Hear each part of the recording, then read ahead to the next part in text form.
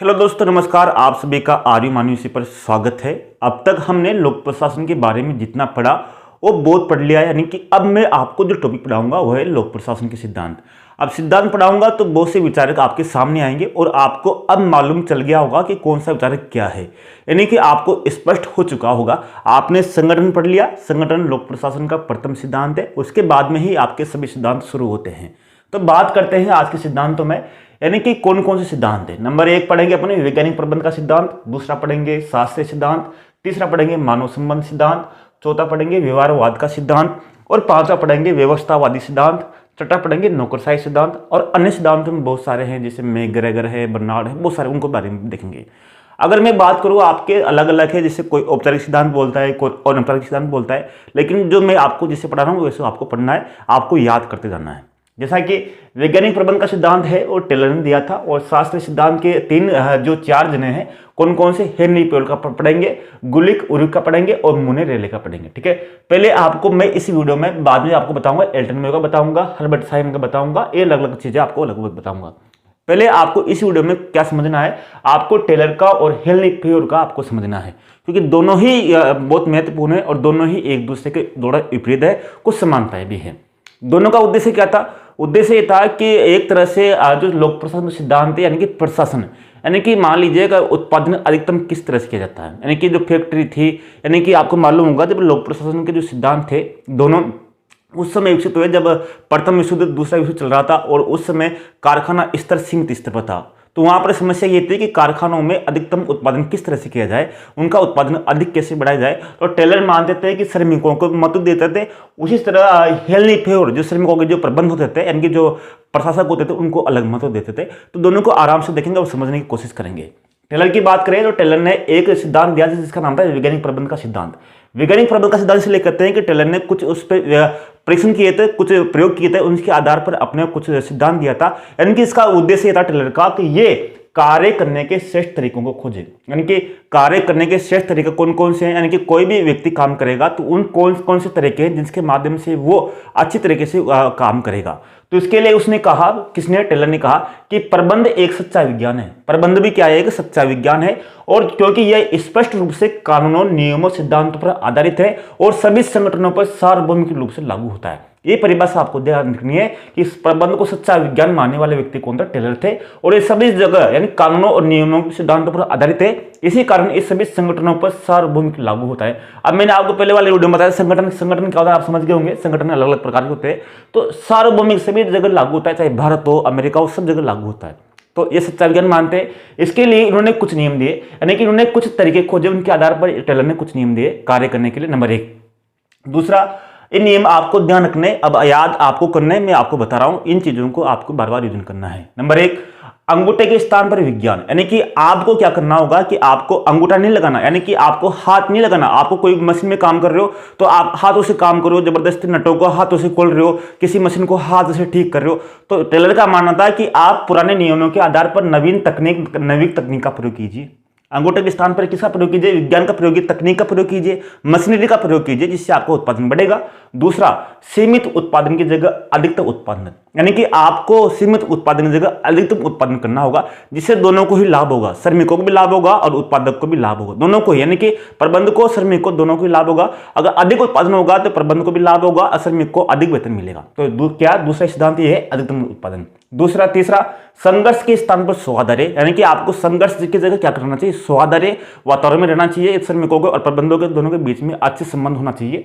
तीसरा, सहकारिता न कि व्यक्तिवाद, यानी कि आपको सहकारिता के रूप में काम करना होगा, यानी कि आपको कोई व्यक्तिवाद नहीं कि मैं ही हूं, मेरी वजह से ही उत्पादन हो रहा है, मैं जब नहीं जाऊंगा तो मैं नहीं जाऊंगा तब तक काम नहीं हो सकता। बहुत से मान लेते हैं ना, जैसे क्रिकेट की टीम है, अब क्रिकेट टीम में मान लो एक खिलाड़ी को मान ले कि हाँ अगर मैं नहीं खेलूंगा तो टीम हार जाएगी, या मैं स्कूल में प्रिंसिपल हूं तो मैं नहीं जाऊंगा तो पूरे कर्मचारी काम नहीं करेंगे, बच्चों को पढ़ाएगा कौन? तो इसकी जगह आपको टीम भावना के रूप में काम करना चाहिए, नहीं कि व्यक्तिवाद के रूप में। ठीक है। पांचवा है श्रमिकों का अधिकतम विकास, यानी कि इसने टेलर ने कहा कि श्रमिकों का अधिकतम विकास करना चाहिए, यानी कि आपको श्रमिकों को प्रशिक्षण पर ध्यान देना चाहिए, यानी कि श्रमिकों को प्रशिक्षण के माध्यम से अधिक विकास करना चाहिए। चीन आज भारत से अधिक विकास इसलिए है क्योंकि चीन ने साम्यवादी, जितने भी देश है साम्यवादी देशों ने इसके सिद्धांतों को अपनाया, क्योंकि वहां पर प्रशिक्षण पर ध्यान दिया जाता है। यानी कि जो चीन है, चीन में सभी श्रमिक होते हैं वो प्रशिक्षण हुए हुए रहते हैं, इस कारण उनमें निपुणता होती है। और भारत में अभी सरकार जो नई शिक्षा नीति आई उसमें भी ये प्रावधान किया गया है कि अब विद्यार्थियों को कक्षा 6 से ही व्यवसायिक शिक्षा का ज्ञान दिया जाएगा। अब इसके लिए इसने टेलर ने कुछ सिद्धांत अलग अलग जो आपको देखना है कौन कौन से। नंबर 1, प्रकार्यात्मक फोरमेंशिप। प्रकार्यात्मक फोरमेंशिप का संबंध किससे है? इसका संबंध है टेलर से। इसने कहा कि प्रत्येक श्रमिक का जो कार्य जो काम कर रहा है वो 8 जनों यानी कि 8 पर्यवेक्षकों के द्वारा उसका निरीक्षण किया जाना चाहिए। किसका? श्रमिकों का।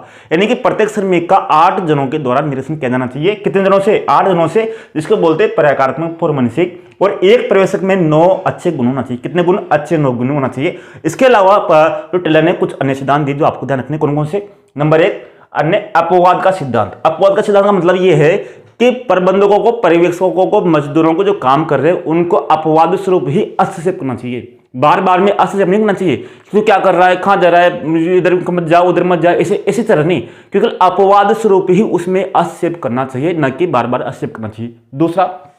दूसरा है सोल्डरिंग फिनोमिना। सोल्डरिंग फिनोमिना का मतलब यह है कि श्रमिकों को कार्य बाधित करने की प्रवृत्ति। ये आपका आता है कि सोल्डरिंग फिनोमिना किसकी है? इसका मतलब क्या है कि श्रमिकों को कार्य बाधित करने की प्रवृत्ति। ये बोलता है टेलर कि सोल्डरिंग फिनोमिना का मतलब होता है श्रमिकों को कार्य बाधित करने की प्रवृत्ति होती है। तीसरा है रेबल परिकल्पना। इसका मतलब है कि व्यक्ति अभाव में जीता है और स्वहित के लिए समूह में कार्य करना पड़ता है, यानी समूह से प्रतिस्पर्धा करता है। व्यक्ति सोचता है कि मेरे पास कुछ भी नहीं है और स्वयं के हित के लिए वो क्या करता है, अपने समूह से प्रतिस्पर्धा करता है। किसका मानना है? ये रेबल का मानना है। अगला है मानसिक क्रांति। मानसिक क्रांति का प्रयोग किसने किया? टेलर ने किया। इन सब चीजों का प्रयोग टेलर ने किया है। इन सब का सिद्धांत किससे संबंधित है? टेलर से संबंधित है। प्रत्येक जो चीज है आगे पूछी जा चुकी है, चाहे फर्स्ट ग्रेड की आपके लोक प्रशासन का पेपर होता हो या आपके आरएस का जो लोक प्रशासन होता हो, आपके सेकंड ग्रेड का होता हो, कॉलेज लेक्चर का लोक प्रशासन होता हो, सब में पूछा गया है, निचोड़ है आपके सबके।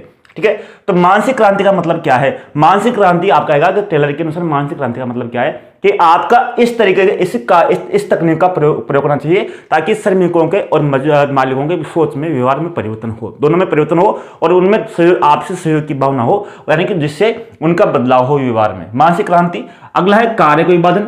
टेलर कहता है कि कार्यों को छोटे छोटे टुकड़ों में बांटा जाए, कार्यों को छोटे छोटे टुकड़ों में बांटा जाए। इसके लिए टेलर ने 2 चीजें की। क्या की? एक तो किया समय का अध्ययन, दूसरा क्या? गति का अध्ययन। समय का अध्ययन और गति का अध्ययन। अगर आप क्या कार्य का विज्ञान के लिए टेलर ने 2 काम किए, समय का अध्ययन और गति का अध्ययन। अगली तरह विभेदीकृत दरवेशता, यानी कि पीस रेट सिस्टम। आप क्या आएगा कि पीस रेट सिस्टम का संबंध किससे? टेलर से। टेलर ने कहता है कि आपको सभी श्रमिकों को एक समान तनख्वाह नहीं दी जाए, वेतन नहीं दिया जाए, सबको अपने कार्य के अनुसार वेतन दिया जाए। कोई अच्छा कार्य कर रहा है तो उसको अच्छा वेतन दिया जाए, जो कम कार्य कर रहा है उसको कम वेतन दिया जाए। इसको बोलते हैं पीस रेट योजना। अगला है ग्रांट चार्ट। ग्रांट चार्ट का मतलब है कि समय अनुसार आपको जो उत्पादन हो रहा है उसको आपको दर्ज करना है कि इसमें 8 से 12 बजे के बीच में कितना उत्पादन दर्ज हुआ, 12 से 4 के बीच में कितना उत्पन्न हुआ, यानी किस समय श्रमिक ज्यादा उत्पादन कर रहे हैं वो आपको चार्ट पर दर्ज करना होगा। इसको बोलते हैं ग्रांट चार्ट। अगला है स्टेनकोनोवाइट आंदोलन। स्टेनकोनोवाइट आंदोलन क्या है कि टेलरवाद का ही रूसी संस्करण है, यानी कि टेलरवाद था उसको रूस में स्थापित किया गया, वहां पर लागू किया गया। इसको बोलते हैं स्टेनकोनोवाइट आंदोलन क्या था। ठीक है, ये चीजें आपको समझ में आ गई। एंड टेलर आपको पूरी तरह समझ में आया होगा कि इसने वैज्ञानिक पद्धतियों के माध्यम से श्रमिकों के हितों के ध्यान रखते हुए उत्पादन बढ़ाने की जो पेशकश की, यानी कि सभी जगहों को इस तरह से उत्पादन बढ़ाना चाहिए। ठीक है, इसके बाद में अगर बात करते हैं हम किसका? शास्त्रीय सिद्धांत का। शास्त्रीय सिद्धांत बिल्कुल सिंपल है। अगर आपको टेलर समझ में आ गया होगा तो आपको शास्त्रीय सिद्धांत बिल्कुल समझ में आ जाएगा। अगर दोनों की तुलना करेंगे तो और सिंपल है। जैसे अगर हेनरी पर की बात करें तो ये शास्त्रीय विचारधारा का था। इन्होंने अपनी पुस्तक थी सामान्य औद्योगिक प्रशासन। ठीक है, सामान्य औद्योगिक प्रशासन में इसने अपने 14 सिद्धांतों को उल्लेख किया था। कितना? 14 सिद्धांतों को उल्लेख किया था। आने वाले समय में आर्य मानुषी स्टडी ऐप पर पूरा आपको मैटर वहां पर अपलोड कर दूंगा, वहां से आप प्राप्त कर लेना। यानी कि 14 सिद्धांत कौन कौन से, तो 14 सिद्धांत कौन कौन से वहां पर आपको उल्लेख मिल जाएगा। यानी कि जो वीडियो वहां पर रहेंगे वो आपको वीडियो के नीचे ही आपको पूरे मैटर मिल जाएगा। आपको वहां पर आर्य मानुषी स्टडी ऐप पर अभी बन रहा है, मैटर पूरा बन रहा है, जो आपको वहां पर मिल जाएगा। ठीक है, तो 14 सिद्धांत जैसे कार्य विभाजन, पदसोपान, केंद्रीकरण, आदेश की एकता, निर्देश की एकता, अनुशासन, इस तरह से 14 सिद्धांत है। यानी कि उसने अपने 14 सिद्धांतों का उल्लेख किया। प्रत्येक सिद्धांत आपको दिखेगा आदेश की एकता, यानी कि प्रत्येक श्रमिकों को, जितने भी श्रमिक है उनको केवल एक ही व्यक्ति के द्वारा आदेश देना जाना चाहिए। इसे निर्देश की एकता, जो भी निर्देश दे प्रत्येक जितने मजदूर हैं उनको सबको निर्देश केवल एक ही व्यक्ति को देना चाहिए। इसी तरह केंद्रीकरण, यानी कि केंद्रीकरण चाहिए, नहीं कि विकेंद्रीकरण, एक ही शक्ति होनी चाहिए। इस तरह से आपको ध्यान रखना है। तो इस तरह से हेनरी पियो ने एक तरह से प्रबंध, यानी कि इसने मजदूरों पर नहीं, प्रबंध उस स्तर पर, यानी कि उच्च अधिकारियों के स्तर पर इसने अध्ययन किया। उसका मानना था उच्च अधिकारियों के माध्यम से ही उत्पादन बढ़ सकता है, इसलिए उसने उच्च अधिकारियों के लिए उसने 3 तरह के, यानी प्रबंधकों में 3 तरह के कौशलों की आवश्यकता बताई। 3 तरह के कौशल कौन कौन से? नंबर 1 तकनीकी कौशल, दूसरा मानवीय कौशल और तीसरा अवधारणात्मक कौशल। 3 तरह के कौशल होना चाहिए। कौन कौन से? तकनीकी कौशल, मानवीय कौशल, अवधारणात्मक कौशल। 3 तरह के कौशल उसको पास होना चाहिए। ठीक है, अब आपको बिल्कुल समझ में आएगा तो क्या क्या है। अगर टेलर और फेयोल की तुलना करें तो देखिएगा, टेल मानता है कि जो टेलर को वैज्ञानिक प्रबंध का पिता कहा जाता है, इसी तरह फेयोल को प्रशासनिक सिद्धांतों का जनक कहा जाता है। इसने कितने सिद्धांत दिए? 14 सिद्धांत दिए, तो इसको प्रशासन के सिद्धांतों का जनक कहते हैं।